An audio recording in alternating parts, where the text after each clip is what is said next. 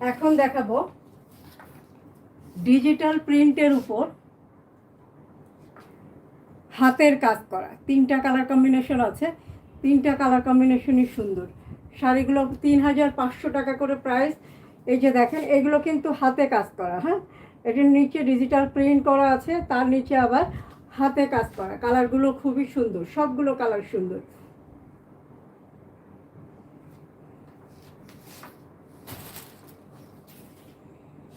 এগুলোর সাথে blouse piece পাবেন।